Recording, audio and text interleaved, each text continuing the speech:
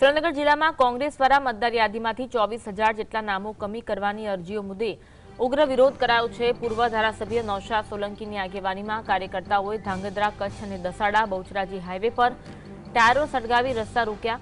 આ દેખાવોને કારણે Rajkot Ahmedabad national highway પર પણ વાહનોની લાંબી કતાર લાગી। પોલીસ તંત્ર રાજ્યપાલના કાર્યક્રમમાં વ્યસ્ત હોવાથી કોંગ્રેસી કાર્યકર્તાઓને અટકાવવામાં નિષ્ફળ રહી હોય તેમ જણાયું હતું।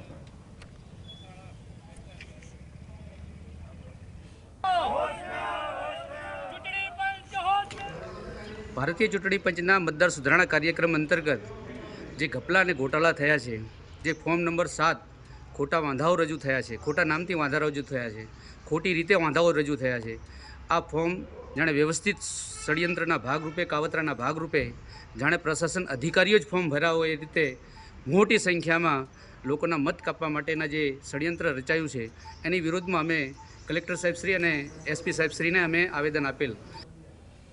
આજ અંગે વધુ વાત કરીશું। સંવાદદાતા ફઝલ અમારી સાથે લાઈવ જોડાયા છે। ફઝલ, એસઆઈઆરમાં નામ કમી કરવાને લઈ કોંગ્રેસ દ્વારા વિરોધ કરાયો છે, ટાયરો સળગાવી રસ્તાઓ ચક્કાજામ કરાયા છે, વિગત જણાવશો? ખાસ કરીને આજે સમગ્ર સુરેન્દ્રનગર જિલ્લામાં કોંગ્રેસના નેતાઓ દ્વારા જે હાઈવે છે તે ચક્કાજામ કરવામાં આવ્યા છે।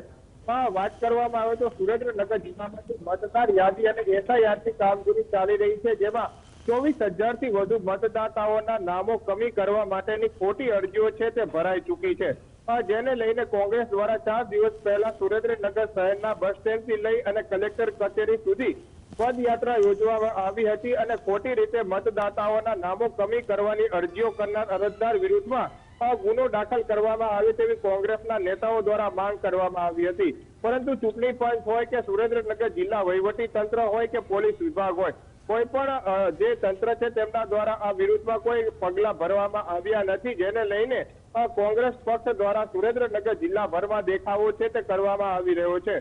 ખાસ કરીને સુરેન્દ્રનગરનો જે બહુચરાજી માલવણ હાઈવે છે તે ચક્કાજામ કરવામાં આવ્યો છે। હાઈવે ઉપર ટાયરો સળગાવવામાં આવ્યા છે અને કોંગ્રેસના નેતાઓ દ્વારા વિરોધ નોંધાવવામાં આવ્યો છે। હાઈવે ચક્કાજામ કરવામાં આવતા વાહનોની પણ લાંબી કતારો છે તે હાઈવે ઉપર લાગી ચૂકી છે અને વાહન ચાલકોને પણ હાલાકીનો સામનો કરવો પડી રહ્યો છે। બીજી તરફ સુરેન્દ્રનગરનો સૌથી મોટો રાજકોટ અમદાવાદ નેશનલ હાઈવે સુરેન્દ્રનગર ઉપરથી પસાર થઈ રહ્યો છે, ત્યાં પર કોંગ્રેસના પક્ષના આ જે કાર્યકર્તાઓ છે, નેતાઓ છે, તેમના દ્વારા વૃક્ષો સળગાવવામાં આવ્યા છે, લાકડાઓ સળગાવી અને હાઈવે ચક્કાજામ કરવામાં આવ્યો છે, જેને લઈને આ હાઈવે ઉપર પણ લાંબી વાહનોની કતારો લાગી ગઈ છે।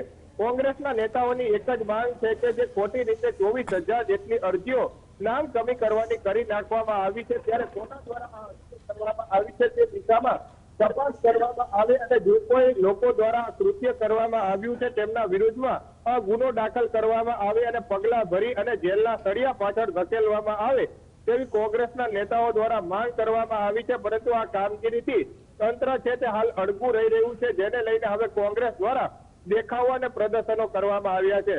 આ કાર્યક્રમ આપતા સમયે સુરેન્દ્રનગર જિલ્લામાંથી કોંગ્રેસના 200 થી વધુ કાર્યકર્તાઓની અલગ અલગ પોલીસ સ્ટેશનમાં અટકાયત કરી લેવામાં આવી છે। મધરાત્રિથી કોંગ્રેસના કાર્યકર્તાઓ છે તે હાઈવે ઉપર આવેલી હોટલોમાં સ્ટેન્ડ બાય થઈ ગયા હતા। સુરેન્દ્રનગર જિલ્લાની પોલીસમાં જ્યારે વાત કરવામાં આવે તો 3 જેટલા ડીવાયએસપીઓ, 7 જેટલા પીઆઈ અને 15 જેટલા પીએસઆઈનો સ્ટાફ કોંગ્રેસના નેતાઓને મધ્યરાત્રિથી અટકાયત કરવા માટે ગોતી રહ્યો હતો, પરંતુ કોંગ્રેસના નેતાઓ તેમને જડ્યા નહીં અને અંતે હાઈવે ઉપર વિરોધ દર્શાવતા કાર્યક્રમો છે તે આપવામાં આવ્યા છે।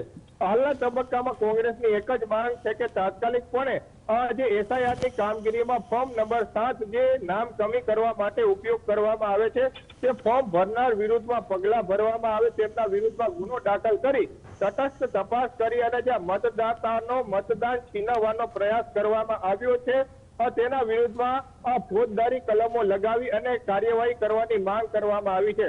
આ સમગ્ર ઘટનાના મામલે કોંગ્રેસના નેતાઓએ એવો પણ આક્ષેપ કર્યો છે કે જો 25,000 એક જ સુરેન્દ્રનગર જિલ્લા લોકસભા વિસ્તારમાંથી નામો કમી થઈ જશે તો કોંગ્રેસનું અસ્તિત્વ ખતમ થઈ જશે, કારણ કે કોંગ્રેસના જે સેફ મત છે તે જ કમી કરવાનું ષડયંત્ર રચવામાં આવ્યા હોવાનો પણ આરોપ છે તે હાલ લાગી રહ્યો છે। ત્યારે કોંગ્રેસ પોતાના અસ્તિત્વ માટે હાલ મેદાને ઉતરી છે અને તમામ હાઈવે બ્લોક કરી અને વિરોધ પ્રદર્શનો છે તે હાલ નોંધાવવામાં આવી રહ્યા છે। જી આભાર ફઝલ, જોડાવા માટે અને માહિતી